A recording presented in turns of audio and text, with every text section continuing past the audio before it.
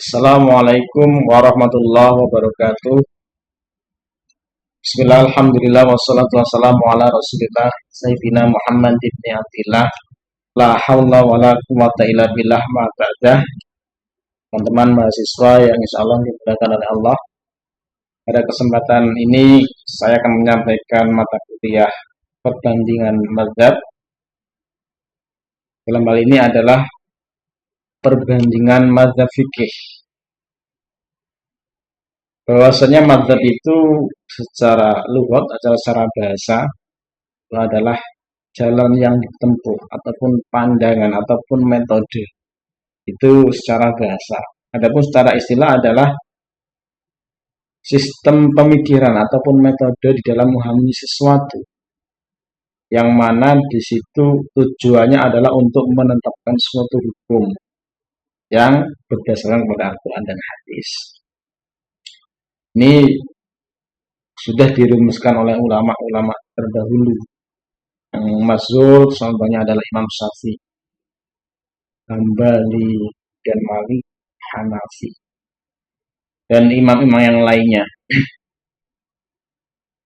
Ini tentunya tidak gampang, bahkan harus ada standarisasi di mana orang atau ulama itu bisa kemudian mempunyai metode sendiri, yang mana tentunya tidak bertentangan dengan Al-Quran hadis. Kemudian yang selanjutnya, perbandingan mazhab dalam hukum Islam. Dalam sejarah Islam itu banyak kemudian yang sudah mengetahui bagaimana terdapat ataupun ada 4 mazhab yang kemudian menjadi rujukan dalam memahami ataupun menerapkan daripada syariat atau hukum Islam itu sendiri. Kenapa demikian? Tentunya ulama ini dalam hal ini adalah Hanafi, Maliki, kemudian Syafi'i dan Hambali adalah yang paling berkompeten, yang paling bisa dipertanggungjawabkan kaitannya dengan ijtihadnya, yang paling banyak digunakan.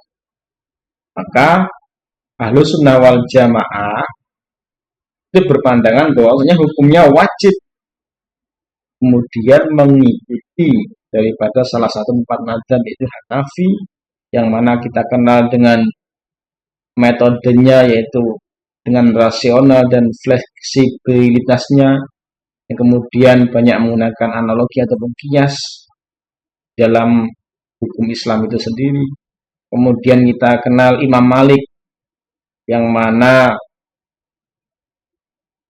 banyak kemudian sumber hukumnya itu didasarkan atas kemudian praktek masyarakat pada zaman di Madinah pada saat itu, yang mana juga tentunya selain daripada Al-Quran dan hadis itu sendiri. Ada kemudian Imam Syafi'i, dikenal sebagai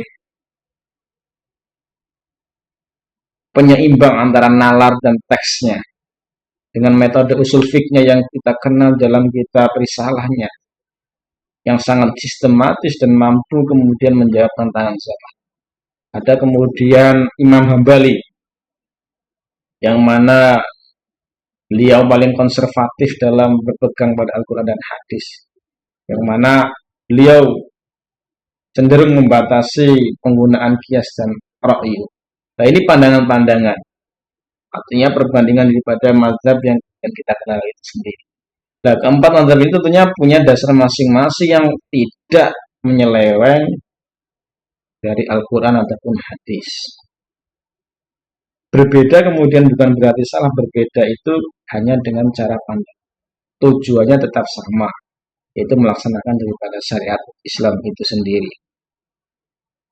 Nah, keempat mazhab ini tentunya yang paling relevan di dalam ijtihad-ijtihadnya untuk kemudian digunakan sebagai pegangan, digunakan sebagai acuan dalam kemudian berbagai aspek hukum Islam di berbagai negara.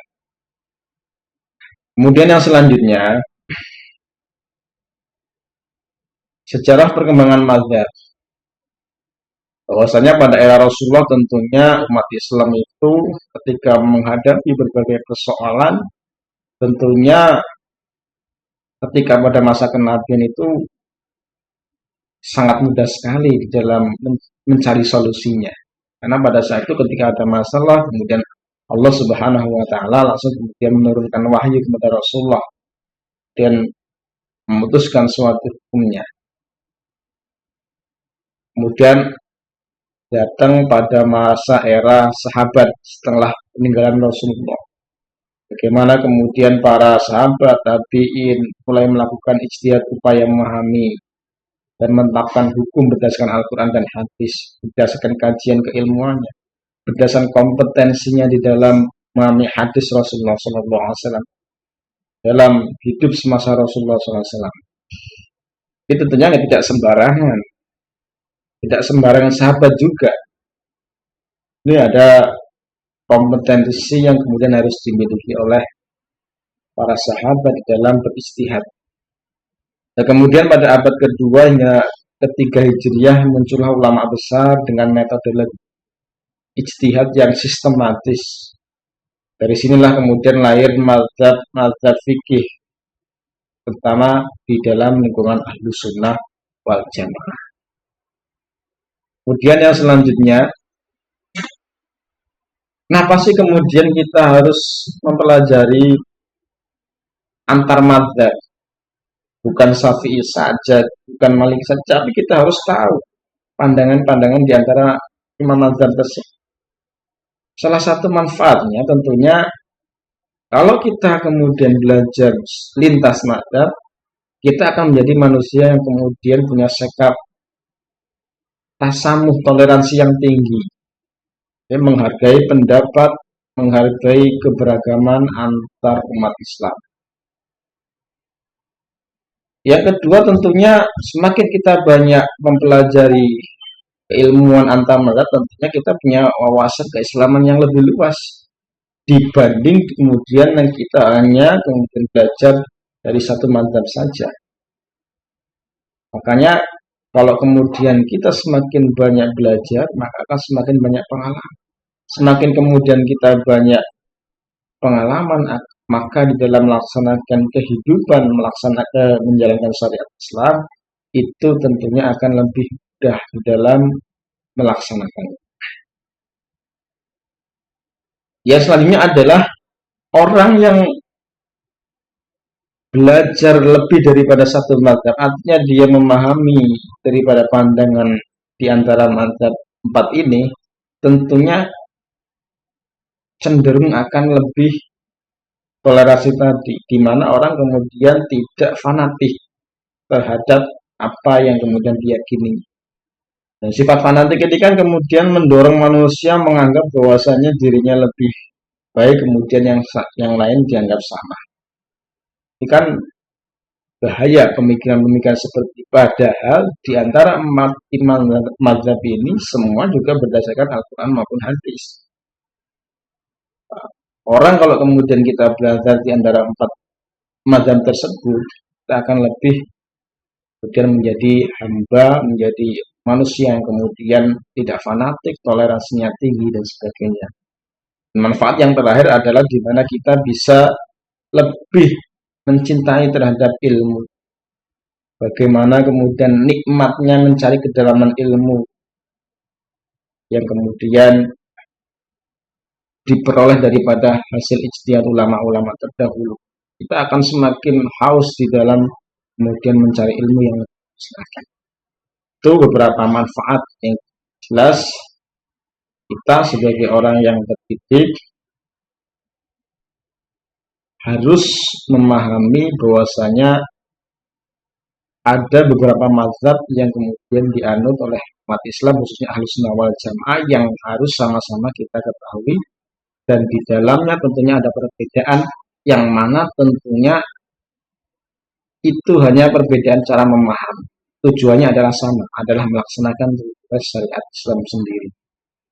Itu yang dapat saya sampaikan. Terima kasih atas perhatiannya. Apabila ada kekurangan, saya mohon maaf. Saya akhiri. Wallahul muwaffiq ila aqwamit thoriq. Wassalamualaikum warahmatullahi wabarakatuh.